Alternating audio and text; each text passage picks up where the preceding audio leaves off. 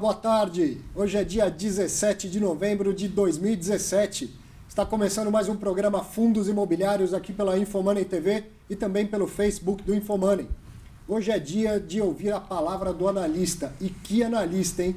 Também é dia de desmistificar os fundos imobiliários. Tem aqui comigo o Rodrigo Costa Medeiros, do Desmistificando FI. Se você não conhece, vai conhecer hoje e vai gostar muito.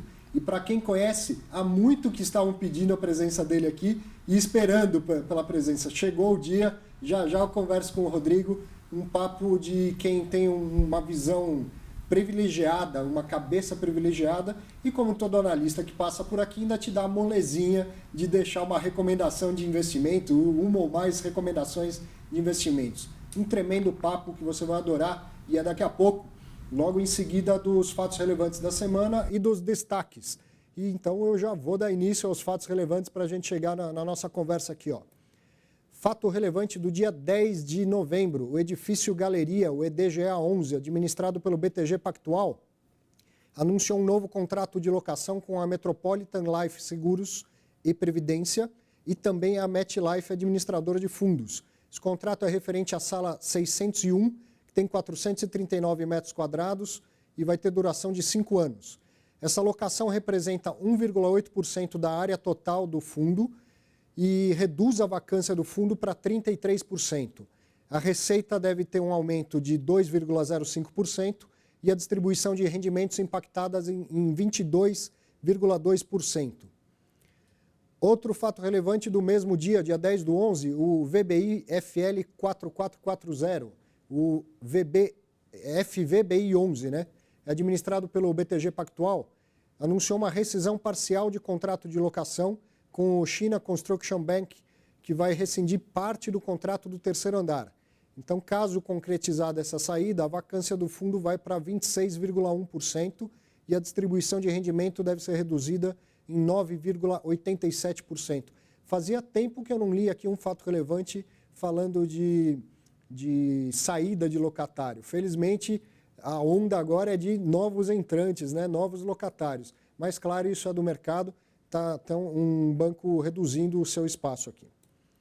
No dia 14 de novembro, a Rio Bravo Renda Corporativa, o FFCI 11, anunciou a aquisição de 37% do edifício Morumbi Park, que fica no bairro do Morumbi, aqui na capital de São Paulo. Esse imóvel tem um contrato de locação até outubro de 2049 para Avenue São Paulo Educação Limitada. É uma escola americana que existe em alguns lugares do mundo e que está chegando aqui no Brasil e vai ser sediada aí nesse imóvel. Então, esse contrato tem carência até 2018. O fato relevante traz meados de 2018, não diz exatamente quando. E também está dito lá que o investimento total foi de R$ 87.292.803,30 reais. Olha lá na vírgula. Eu fiquei com duas dúvidas vendo esse fato relevante. O primeiro é essa questão do meados de 2018, eu não sei dizer qual é o mês desse meados. E esse contrato, embora seja até 2049, não ficou claro para mim se ele é típico ou atípico.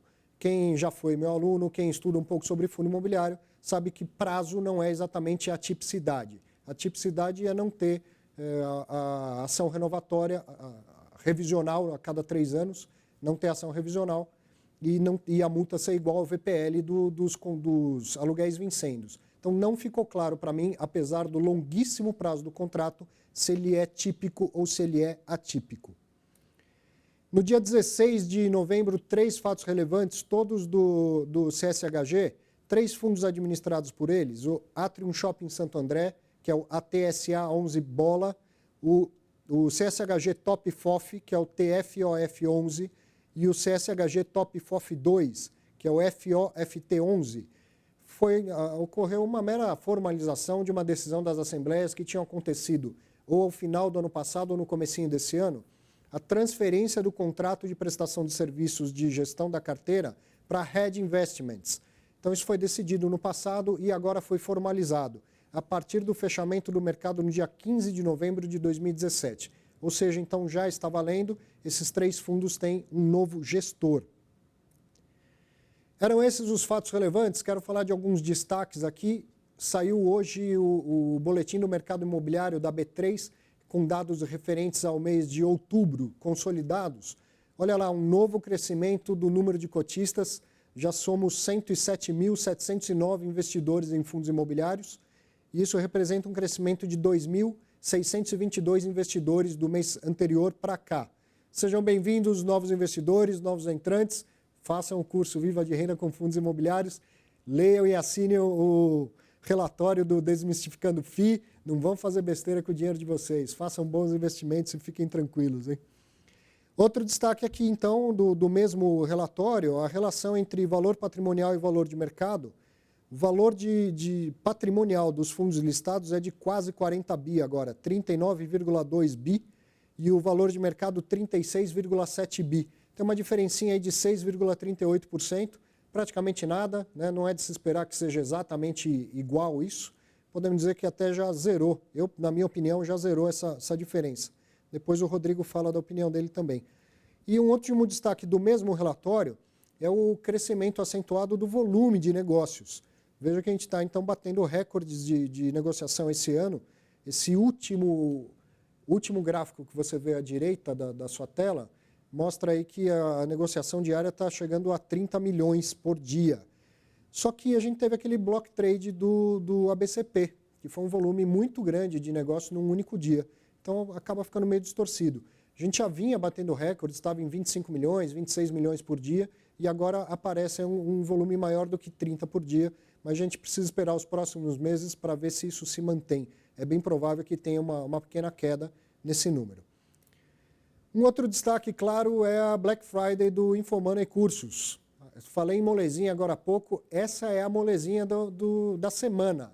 Você vai fazer o curso Viva de Renda com fundos imobiliários pagando metade do preço. Não só esse, como mais de 20 cursos do Infomoney Educação estão com desconto de 50% durante essa semana.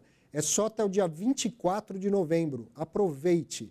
E para você que fala, nossa, eu queria aproveitar, mas eu não vou ter tempo de fazer o curso agora, porque a fim de ano eu estou enrolado, o que você vai comprar com 50% de desconto é o direito de acessar o sistema do curso por 12 meses. Então, mesmo que você não tenha tempo de fazer agora, aproveite a promoção, compre agora e depois você se organiza para fazer o curso ao longo de 12 meses. Então, nesses 12 meses, você pode acessar, inclusive, quantas vezes quiser e assistir uma aula mais do que uma vez, se assim quiser. Olha aqui, ó, no site do Infomoney, você vai clicar aqui, ó, Black Friday Infomoney. Ó.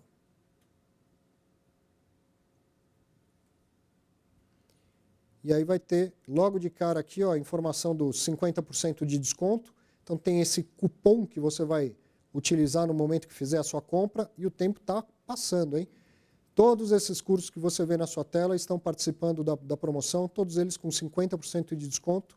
E aqui o nosso Viva de Renda com Fundos Imobiliários, por R$ 249,50, só até o dia 24 de novembro de 2017.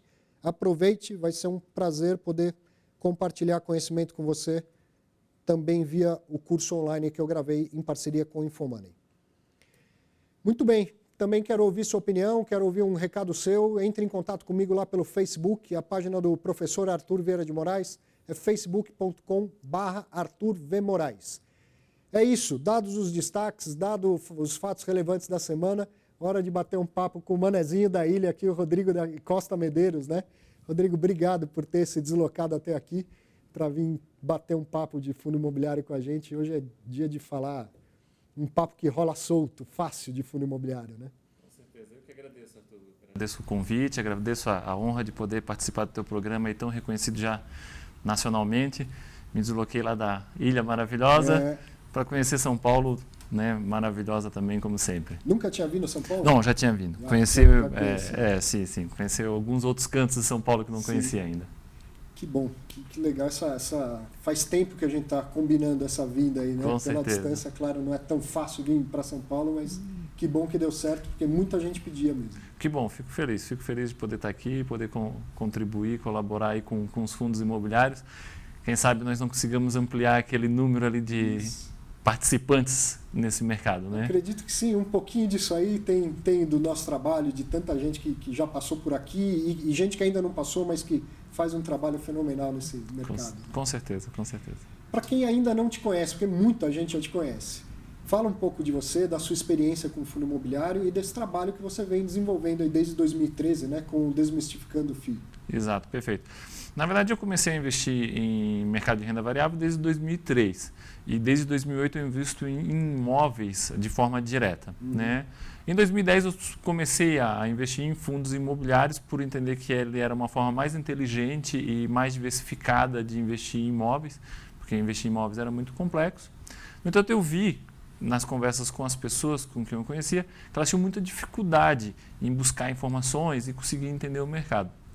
Então, em 2013 eu lancei um blog chamado Desmistificando FI.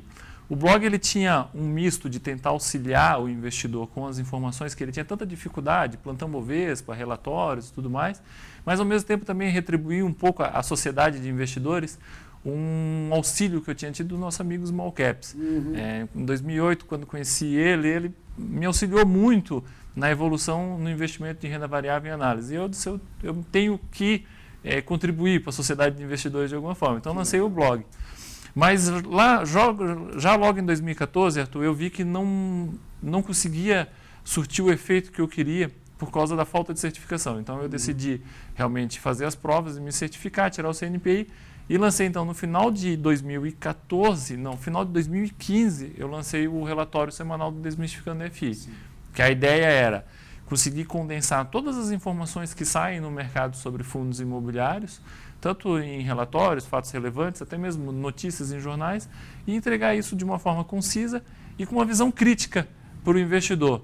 Porque o investidor de imóveis, ele busca uma renda passiva, mas também um investimento que não lhe dê tanto trabalho. Sim. Ele precisa se focar no que dá dinheiro na profissão dele e fazer um bom investimento. E o relatório ele vem para isso, vem para facilitar a vida desse investidor. Então essa foi a ideia e essa é a trajetória do Desmistificando FI. Se é a ideia, ela é cumprida. Porque eu recebo todo domingo de manhã seu relatório, é a minha leitura matinal, dominical, e é exatamente o que você falou. Está tudo lá conciso, os relatórios gerenciais, os fatos relevantes, os comunicados aos mercados e a sua visão crítica, que é privilegiada. E isso aí não dá para discutir. Você tem uma capacidade de análise muito diferenciada. Sempre que eu falo com o analista, eu falo isso. Não é que eu concorde com tudo que você analisa ou com tudo que você recomenda. Óbvio que não. Somos pessoas que têm seus vieses, mas eu reconheço uma capacidade crítica, uma capacidade de análise que é muito diferenciada. Então, por isso é um prazer ler o seu relatório. Mesmo que eu fale, olha, este fundo que ele está recomendando, eu não investiria, mas é porque eu tenho uma cabeça e os meus vieses, as minhas formas de pensar. Mas você sempre traz um detalhe que eu, por exemplo, não conhecia daquele fundo que você está falando. Eu acho isso fenomenal. Que bom, que bom. Fora o seu relatório está lá para dar a recomendação de compra ou venda se necessário, não é? Exato. Você não tem uma obrigação de entregar uma recomendação a cada semana. A falta de conflito de interesse é claro. Você não está lá para dar carteiras sempre, né? Eu tenho que ter uma carteira no fim da semana. Se não tiver uma recomendação, não tem, não é isso? Exatamente. Muitos assinantes, muitos amigos sempre me pediram a carteira recomendada. Mas eu sempre digo que eu tenho uma certa dificuldade, não por não conseguir, mas uma certa dificuldade de dar uma carteira recomendada, que eu não gosto muito da questão dessa caixinha fechada. Né? O fundo de investimento imobiliário, ele não é algo para fazer trade. Ele é um investimento de longo prazo, um investimento passivo. Então, quando eu faço uma indicação, eu gosto de fazer a indicação com fundamentos. E esses fundamentos, eles me indicam um investimento que eu vou levar ele por 10, 15, 20, 30 anos, às vezes até uma vida inteira e passar isso para os meus herdeiros. Muda todo mês. Exatamente. E se eu mudar todo mês a minha carteira recomendada, eu sempre tive muito receio do meu assinante entender que está na hora de ele vender um daqueles fundos e comprar um outro fundo. E isso não é o recomendável, porque ele vai ter que pagar imposto de renda no ganho de capital, vai diminuir o seu patrimônio, às vezes até mesmo diminuir o seu rendimento. E ele não pode não se atentar a isso. Então, por isso, eu nunca tive essa carteira recomendada. Eu prefiro, a cada momento que eu observo um fundo interessante, indicar, e sempre procuro fazer uma indicação 2 ou 3 vezes por mês, porque o investidor de fundo imobiliário ele gosta de pegar seu rendimento e comprar mais cotas todo mês. Então, eu gosto de passar essa indicação, mas o mais interessante realmente é ele ir se atualizando com o meu relatório. Toda semana ele faz uma atualização do que está acontecendo no mercado imobiliário e consegue, por conta própria, escolher seus fundos imobiliários de forma tranquila. Né? Isso é legal, né? É ensinar a pescar, né? Ensinar o raciocínio. Exato. Tem detalhes lá de um tecnicismo que é de analista que o investidor não precisa ter. E aí, para isso, ele tem o relatório. Mas, no geral, ele aprende o raciocínio e aprende até a buscar informações que você está lá dando concisa, mas ele aprende a buscar sozinho essas informações. Exatamente, exatamente. Bom, a gente estava falando agora na abertura de recorde de investidores, volume recorde de negociação e tal. A gente está chegando no final de 2017, tem sido um ano memorável para fundo imobiliário. Depois de 5 anos, desde 2012, a gente está de novo com um recorde, o IFIX na máxima, o máximo histórico de investidores em fundos imobiliários e tal. Muita coisa boa, muita coisa memorável mesmo. Mas quando a gente olha, a última vez que isso aconteceu foi em 2012 e muita gente que entrou naquele ano ficou machucada. Quem já estava mais tempo, até foi uma oscilação severa, mas nenhum grande problema. Mas teve muita gente que entrou em 2012 e ficou machucado por alguns anos. Agora é diferente? Agora é diferente, Arthur. Eu entendo que é bastante diferente. Em 2012, quando nós tivemos um grande boom, né, dos fundos imobiliários, que eles já existiam há muitos anos, mas houve uma quantidade muito grande de IPOs e a entrada muito grande de investidores. Né? Nós estávamos no que eu considero um final de um ciclo bom.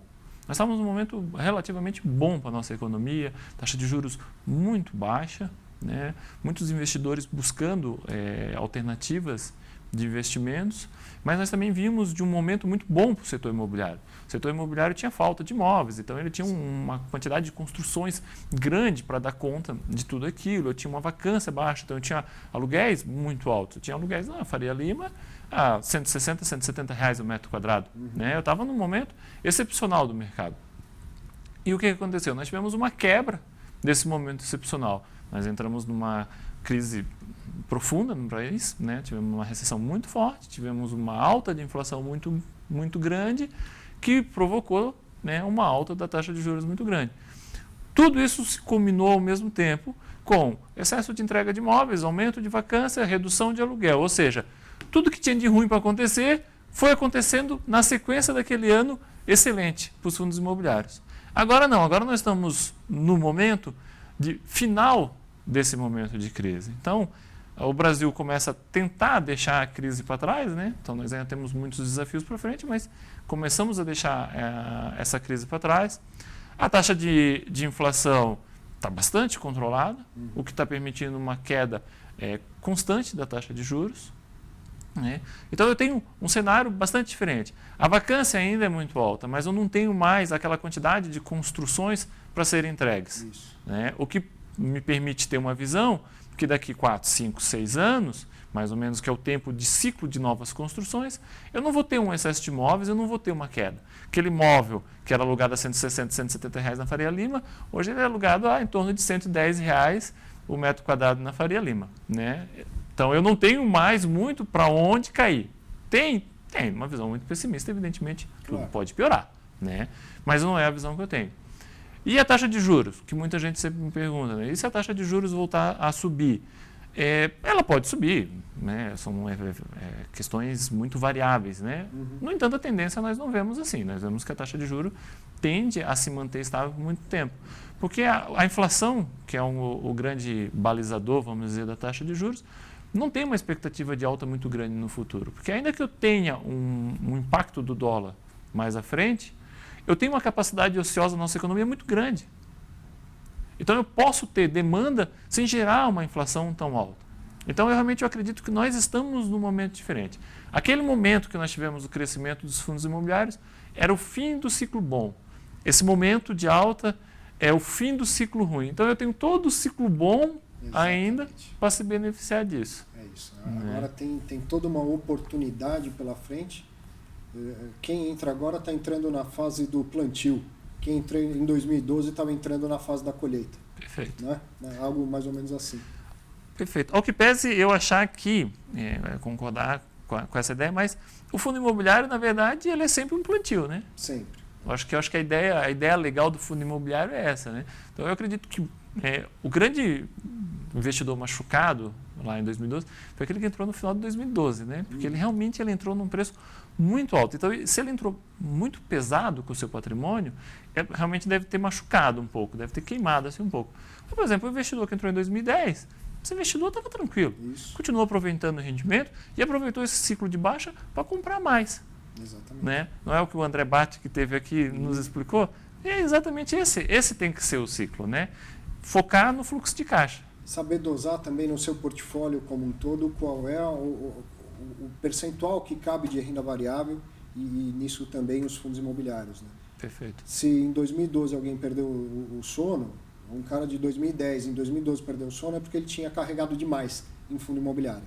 Se tivesse tido disciplina de falar, eu quero ter 15%, 20% do meu portfólio em fundo imobiliário e não passar disso, não teria tido maiores preocupações. Perfeito. É isso, claro, a gente nunca sabe o futuro, mas a visão, nisso eu concordo plenamente com você, a gente está agora num momento diferente. 2012 era lá em cima e 2017 estamos aqui. E quantos consultores vieram aqui esse ano, desde o ano passado, Engebank, JLL, agora falei, eu não tenho que lembrar de todos, Cushman. É verdade. Quantos consultores que vieram aqui e reforçaram isso, essa ideia, né? Trouxeram o reloginho, trouxeram o ciclo, essa ideia de que em São Paulo a gente está nessa virada. Né? Então eu realmente tenho essa visão e acredito que tem o ciclo da taxa de juros talvez já tenha terminado, mas o ciclo da economia ainda tem bons anos pela frente. Perfeito. E aí outra questão de 2007 que foi marcante, é a das taxas de administração, porque a gente teve uma discussão que se alongou e que foi importantíssima. Eu tive até a oportunidade de que eles viessem aqui e usassem o espaço do programa para discutir isso com o mercado como um todo. Foi a discussão da taxa de administração do HGBS, e que acabou então sendo reduzida de 1,5% ao ano sobre o valor de mercado para 0,6% ao ano. Queria saber como você avalia isso, se os outros fundos têm taxa alta e se eles podem passar por um movimento igual, e se isso é bom para o cotista. É só preço a questão da discussão. Se o mercado, se todo mundo sair reduzindo taxa de administração, vai ser bom para o cotista? Uhum. Então, Arthur, sem entrar, evidentemente, no mérito, né, da questão que foi discutida na Assembleia do HGBS, foi muito importante esse movimento para o mercado, porque ele demonstrou um ativismo muito grande nos fundos imobiliários. Né? Já não é de hoje, nós já tivemos em outros episódios fundos imobiliários com bastante ativismo e uma mudança bem grande. Tanto em taxa de gestão, mas quanto também na própria administração e gestão do fundo. Né? E isso tem demonstrado que o fundo imobiliário ele não é um investimento como um multimercado ou um fundo de ações. Tem demonstrado tanto para o investidor, quanto, acredito eu, para os administradores e gestores que estavam acostumados, às vezes, vamos dizer, com a vida um pouco mais fácil, de não tanta cobrança dos cotistas, e de repente passaram para esse universo que tem muito mais cobrança desses cotistas. Né? Depois, sobre a questão do valor da taxa de administração, o que eu acho interessante do que foi posto, e eu acho que você oportunizou muito bem isso, é que nós provavelmente vamos ter uma reflexão sobre esse assunto. Né? A verdade é que nós temos hoje no mercado taxas de administração que são um pouco mais elevadas, é verdade, mas nós também temos taxas de administração que são bem mais baixas. Assim. São taxas de administração que você às vezes se questiona por que elas estão tão baixas, será que é possível? E às vezes isso até é ruim, né? Porque o investidor ele olha, compara as duas taxas e diz, não, mas por que um está cobrando mais e o outro está cobrando menos? E isso é muito importante ser avaliado e ser refletido, porque nem todas as taxas de administração tem que ser baixa ou tem que ser alta. Né? Administrar um fundo imobiliário não é como eu administrar um fundo multimercado, um fundo de cotas, por exemplo, em que eu fico lá fechado numa sala comercial, pequena, um pouco maior, uma pequena equipe, uma estrutura mais enxuta, e eu consigo fazer a administração daquele fundo imobiliário. A administração de fundo imobiliário, gestão de fundo imobiliário, eu entendo que você faz na rua. Né? Você realmente vai para a rua, você vai ver o imóvel, vai visitar o imóvel, vai fazer reunião com o locatário, com assessoria, com consultoria de locação, consultoria imobiliária. Né? Você vai fazer uma série de coisas, o próprio síndico, você vai conversar com o síndico para ver o que você pode diminuir de custo, né? O que pode melhorar no edifício. Então, é uma administração mais complexa, eu preciso de mais gente, eu preciso de mais expertise. Até um exemplo que eu achei muito interessante dessa forma de administrar foi recentemente o BRCR, no webcast deles, o BC Fund, anunciou que contratou um síndico profissional para correr os prédios. Eu tenho um custo para contratar esse síndico, não é de graça. Né? Eu tenho que pagar. A administradora, ela utiliza a sua taxa de administração para pagar ele. Então, quanto melhor for a minha equipe de administração, melhor para o cotista, mas também maior vai ser o custo para essa administração. E eu sempre faço o comparativo. Né? Se você for dono de alguns imóveis, né? Mesmo que você tenha muito dinheiro, você for dono de 10, 15, 20 imóveis, você não vai ter condições de contratar um síndico para fazer esse trabalho para você. Num fundo imobiliário você tem. Então você tem que fazer esse paralelo e aí você tem que ver se realmente essas taxas estão ou não muito altas. Né? Porque administrar um fundo imobiliário não é como uma imobiliária que administra uma locação de um imóvel. Só administra aquele aluguel. Eu tenho uma série de coisas que eu vou fazer isso. Né? E aí, nesse universo, eu tenho taxas altas e taxas baixas. Nós até trouxemos aí uns slides. Já vamos colocar na tela aqui para o pessoal acompanhar. Né? Que eu acho que ilustra bastante isso. Né? Que é... Tá lá. Todo mundo está vendo o seu esquema aí. Legal.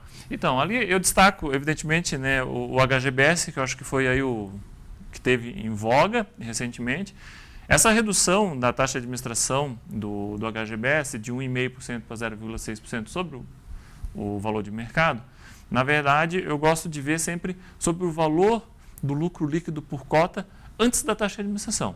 Né? Porque eu acho que esse deveria ser o melhor parâmetro de comparação, apesar de achar que não deva ser absoluto. Tá?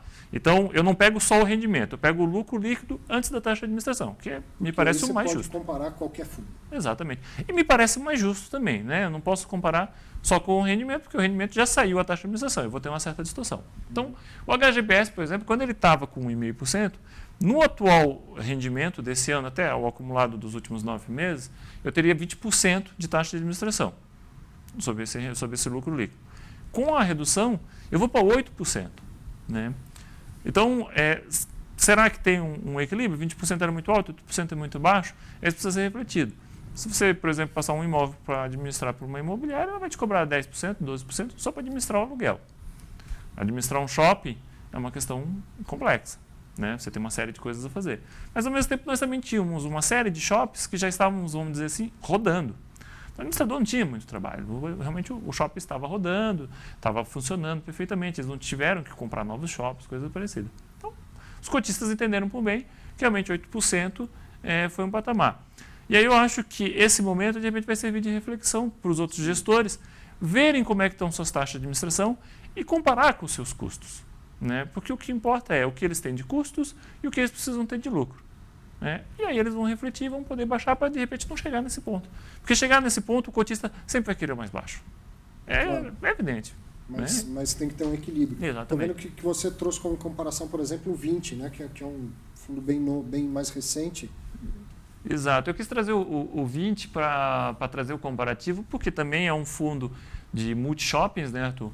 E a ideia de trazer ele como comparativo é que é o seguinte, o 20, por exemplo, ele vai cobrar 1,35% de taxa de administração sobre o valor de mercado. Não é muito menor do que o 1,5% que o HGBS vinha cobrando. Né? Equivale a 16%, né, dessa sua forma de enxergar. Antes, né, o resultado antes da distribuição de Exatamente. Na verdade, assim, esse 16% que eu trouxe é uma previsão para se a taxa de administração for cobrada, né? Porque o 20, no prospecto dele, eles preveem que nos primeiros 2 anos, se o cotista não tiver um rendimento de 0,6042, né, 0,6042, eles não vão cobrar a taxa de administração. Então, para eu cobrar essa taxa de administração, eu vou ter que ter aí um lucro líquido por cota antes da taxa de administração de mais ou menos 0,72 centavos, né? O que vai me dar uma taxa de administração de 16%. Tá? Agora é interessante trazer essa questão do 20, porque é o seguinte, o 20 ele está começando, ele está iniciando a sua vida agora. Então ele vai ter que comprar alguns shops, ele teve que quitar alguns certificados de recebíveis imobiliários, e para tudo isso eu tenho bastante trabalho. Eu tenho que correr atrás do shopping, eu tenho que negociar. Então, eu tenho muito mais custo nessa fase inicial. Então, ele com certeza ele tem que ter uma taxa de administração que proporcione isso, então que seja até mais caro. Então, se nós pegarmos até o método comparativo, ele estava mais baixo do que o HGBS, pensando no trabalho Sim. que essa gestora ia ter. E aí, eu trouxe também como comparativo o Agências Caixa, o Agências X, porque eu achei que nesse modelo do 20 e no modelo do Agências Caixas, a Rio Bravo ela foi muito feliz quando criou o Agências Caixas, porque ela fixou uma taxa de administração regressiva, né? E nessa taxa de administração regressiva, tá? Eu tinha, no primeiro ano eu cobrava uma taxa, no segundo ano eu cobrava 0,1% a menos, no terceiro ano 0,1% a menos, até chegar no quarto ano. Tá? Então eu começava em 651 e chegava... obrigado. Eu tenho. E chegava no 0,351 no quarto ano. Uhum. E por que eles fizeram isso? Porque previa-se que nos 4 primeiros anos eu ia ter que escolher... Um trabalho muito maior, né? Exatamente. Escolher imóveis, construir, escolher construtor, escolher advogado para fazer due diligence dos imóveis. Né? Então eu tinha muito mais trabalho. Mas depois do 4º, 5º ano, o negócio ia estar girando mais redondo. Né? Tem um locatário estável, que seria a Caixa. Eu não teria por que cobrar uma taxa de administração tão alta. Então eu acho que ali eles foram muito felizes nesse formato de cobrança dessa taxa de administração. E aí você fez as contas, ele começa lá, quando era 0,651, isso seria 9%. Exatamente. Né, no resultado naquela linha antes da distribuição do lucro líquido. Exato. Estou insistindo nisso para que você não confunda. Não é que o fundo imobiliário cobra 20% de taxa de administração. Não é isso. O Rodrigo, analista, com uma capacidade diferenciada de análise, está fazendo algo que seria o quê? Um LAIR, um lucro antes do imposto de renda? Mais ou menos assim? Mais ou menos. Ele está pegando o resultado na penúltima, não na última linha, e comparando o quanto que o fundo recebe de taxa de administração seria em percentual desta parte aí. Exatamente. Correto? Então ele seria 9% no Agências Caixa, quando 0,65% ao ano do PL, e quando chegar no 0,351 equivale a 4,10% do lucro antes da distribuição. Exatamente, que é o que ele está cobrando hoje, que é o que ele cobra efetivamente hoje. Né? O cálculo, de repente, aí da administradora não foi muito, vamos dizer, preciso, porque ele não combinou, acredito isso, com a Caixa, Sim. que suspendeu as compras de novos imóveis e está dando bastante trabalho para eles localizarem novos imóveis. Mas eles foram muito, muito felizes, eu acho que nessa forma que criaram a taxa de administração. Então, nos fundos, por exemplo, que vão surgir, nós precisamos de muito IPOs para o mercado crescer. Quem sabe os gestores não reflitam numa forma dessa, para que eu cobre mais, quando eu vou ter mais serviço, mas que de repente eu consiga baixar um pouco, eu não tenho um descontentamento do cotista lá na frente. Né? Trocando de tópico, um que a gente, por e-mail, discute bastante, eu e você, né? Só que agora é hora de discutir com eles, né? Certo. Aproveitar essa oportunidade de você falar direto para quem nos assiste. É um assunto que a gente falou pouco, eu acho que não toquei nesse assunto nesse programa ainda, mas com você a gente já conversou bastante, que é a questão da distribuição acima dos 95%. Então, se você ainda não sabe disso, um fundo imobiliário ele é obrigado a distribuir, no mínimo, 95% do lucro líquido. No mínimo. Nada impede que distribua mais. E alguns administradores, principalmente nesse momento de crise, vêm distribuindo mais do que 95%, às vezes até mais do que 100%. Então, eu queria que você nos dissesse quem vem fazendo isso e a sua opinião a respeito dessa prática de distribuir mais do que o lucro do período. Perfeito. Então, você distribuir, né, mais de 100% do seu lucro líquido, para o cotista pode parecer um susto, né? Porque como assim, né? Está distribuindo mais de 100%, então está me devolvendo o patrimônio que eu pus lá. Mas não é bem assim. Né? Na verdade, quando o fundo ele faz isso, ele distribui um lucro passado. Reservas de lucros anteriores. Exatamente. Porque no passado ele distribuiu só 95%, sobrou, e ele está distribuindo no momento futuro, e por isso que eu ultrapasso 100%. Senão eu teria que chamar isso de amortização, até porque eu tenho efeitos tributários. Né? Mas o que acontece? Penso eu, Arthur, que distribuir acima de 100%, ele deveria ser para momentos excepcionais do fundo. Mas assim, momentos muito pontuais, de poucos meses. Né? No entanto, nós temos observado isso que para alguns fundos tem durado alguns trimestres, porque o momento excepcional ele tem durado mais tempo do que de repente foi previsto. E eu acho que isso de repente não seja tão saudável para a indústria de fundos imobiliários. Né? Os fundos em si, dependendo do fundo, não gera um grande problema. mas para a indústria, de um modo geral, pode gerar um problema. Porque, como você falou, para você que não compreendeu isso ainda, é importante ficar atento. Porque o que acontece? Isso vai chegando até um momento que acaba os lucros passados. Sim. E aí eu vou, de repente, ter que frustrar a expectativa desse investidor. E isso se não acontecer nenhum imprevisto no meio do caminho e um imóvel precisar de uma reforma e o dinheiro que eu tinha das reservas anteriores eu acabei distribuindo para o cotista. Né? Exatamente, exatamente. Aí eu até trouxe um slide aí para nós observarmos. Já pode pôr no ar, por favor. Tá lá. Nós temos aí o... Não, Opa, um pouquinho. Esse aqui. Não, um pouquinho mais para frente. Esse aí, agora. Perfeito. Então, nós temos nesse slide aí, Arthur, um exemplo dos fundos que estão distribuindo acima de 100%. Né? Uhum. Então, nós temos os dois, acredito que são os dois principais que têm feito isso há alguns trimestres, já há mais de um ano, né? Que é o HGRE e o KNRI. O HGRE, nos 9 meses acumulados de 2017, ele distribuiu 120% do seus lucros, da sua receita financeira. E o KNRI, ele distribuiu 131% da sua receita financeira. Tá? Então, o que isso significa? Significa que o fundo está pagando mais para o cotista do que realmente ele tem de rendimento. Uhum. Né? E qual que é a grande dificultador? É isso, é o cotista se frustrar lá na frente. E é interessante que você vê que os outros também que tem isso, o HGLG, o HGBS, são tudo fundo multi.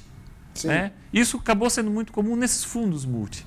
Que, coincidentemente ou não, o BRCR e o FFCI, que também são multi, não fizeram, distribuíram no 100%. Uhum. Né? E por que esses fundos, particularmente, podem distribuir esse valor a mais sem, de repente, gerar tanto impacto do que um fundo monoativo, por exemplo? Porque nesses fundos, tá, de multiativos, eles na verdade eles não têm só multiativos, eles têm multi-investimentos. Eles têm renda fixa, eles têm CRI, eles têm uma série de questões. Então, distribuir um pouco a mais do que o seu rendimento não impacta o seu caixa. Então, lá no futuro, quando eu precisar fazer uma reforma de um prédio, precisar fazer uma obra, ou até mesmo adquirir um imóvel, eu ainda tenho caixa. Uhum. Né? Então, estruturalmente, ele não vai me gerar esse impacto. Mas ele me gera um impacto de expectativa. Né? Eu tenho uma expectativa frustrada. Porque mais cedo ou mais tarde o lucro passado acaba e não vai ter jeito. Eu vou ter que botar na realidade. Só que a minha realidade pode ser muito baixa. Né? E isso... assusta o investidor que não estava acompanhando isso. Exatamente. E ele fica, às vezes, com um certo receio, não só daquele fundo. Ele fica com receio do mercado inteiro. É verdade que lá em 2012 nós não tínhamos, por exemplo, o seu curso Viva de Renda com Fundos Imobiliários, nós não tínhamos o meu serviço, nós não tínhamos vários serviços que permitem ele a entender isso e acompanhar isso. Uhum. Mas nem todo o mercado ainda faz esse acompanhamento. Claro. Então você tem o risco de fazer isso. Tá? Agora nós temos alguns outros fundos, que eu até trouxe aí no novo slide, que eles distribuem só acima de 95%. Certo. Né? Mas eles ficam limitados ao 100%. Para esses fundos, que são alguns até todos eles de monoativos que eu trouxe aí, o VELOL aí, que é o principal caso, para esse sim, Arthur, eu fico preocupado, porque lá na frente, quando eu precisar fazer uma obra, de repente eu posso não ter caixa suficiente para fazer essa obra. Porque esse 5% serve para isso. Porque uma construção ela envelhece com o passar do tempo. Então eu vou precisar reformar. Então para isso funciona essa reserva. Sim. Né? Mas aí eu trouxe alguns outros exemplos, né, de fundos que daí não fazem isso e vão fazendo essa reserva vai realmente aumentando. Não é uma decisão fácil, é mais fácil a gente aqui que comenta, né, se a gente fosse administrador de um desses fundos, a gente estaria numa grande dúvida se eu vou estritamente distribuir 95%, o rendimento vai cair, a cota vai cair e o cotista vai ligar reclamando. Exato. Não é? Exato. Ou seja, acho que pouquíssima gente liga e reclama, nossa, o rendimento está igual. Acho que ninguém reclama. Agora, se o rendimento cai, todo mundo reclama. Então, não é tão fácil assim a vida do administrador também nesse ponto.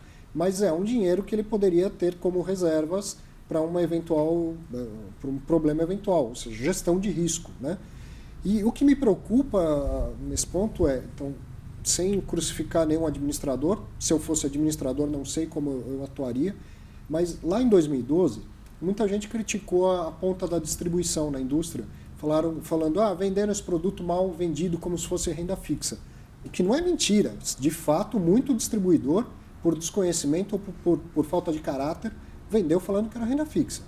Hoje, em 2017, eu vejo administradores fazendo um esforço para que o produto pareça renda fixa.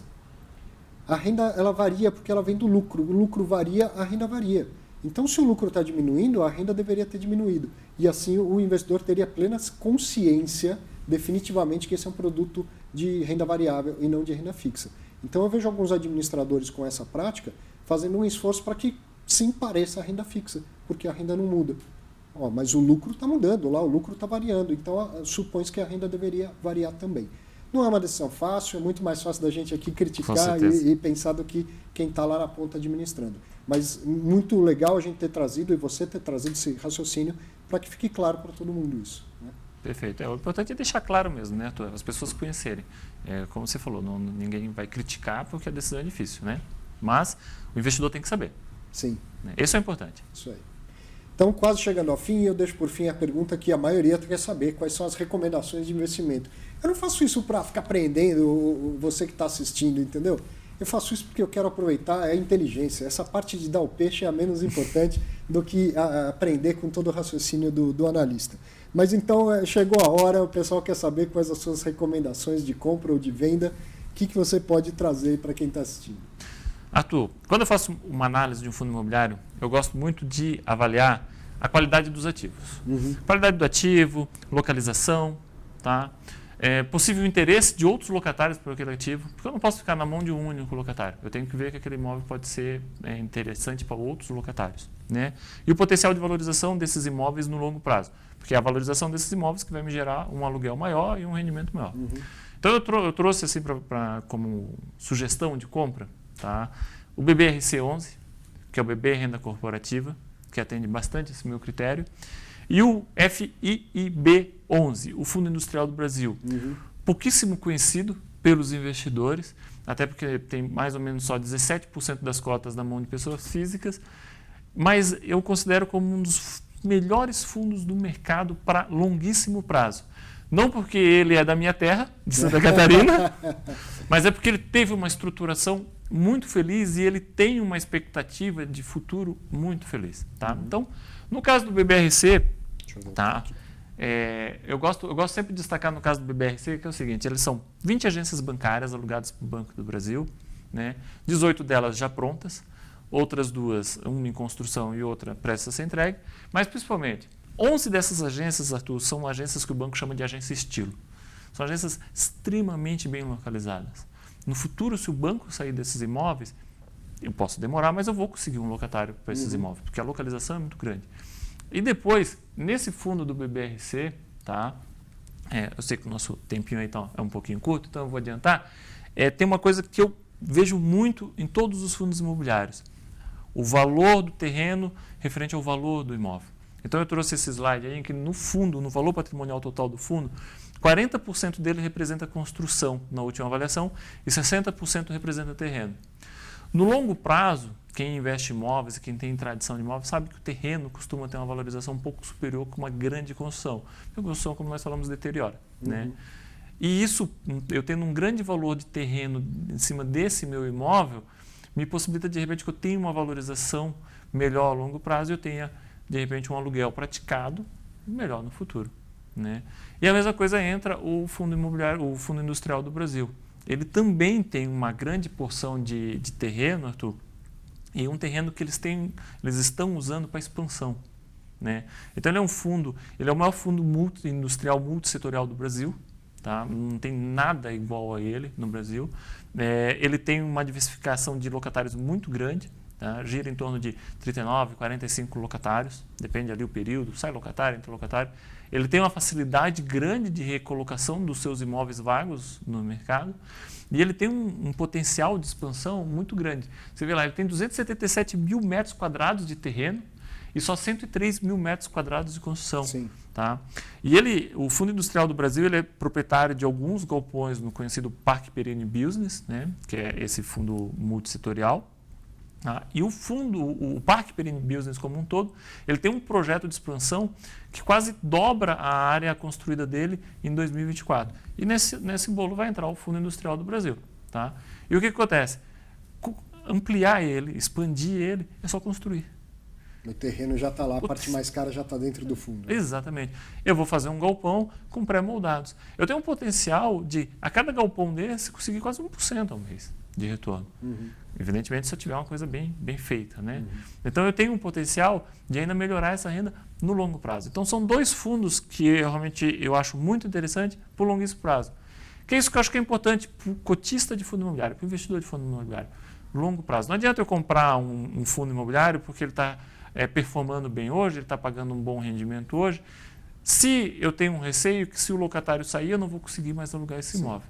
Nós temos o exemplo do que aconteceu com o X-TED lá em Macaé, e tanto aqui em São Paulo também com a Peugeot, que os locatários saíram e eu estou tendo uma dificuldade muito grande de recolocar esses imóveis no mercado. Né? Evidentemente que a situação brasileira ajuda. Mas eu tenho que localizar um imóvel que de repente seja mais fácil de fazer isso. Né?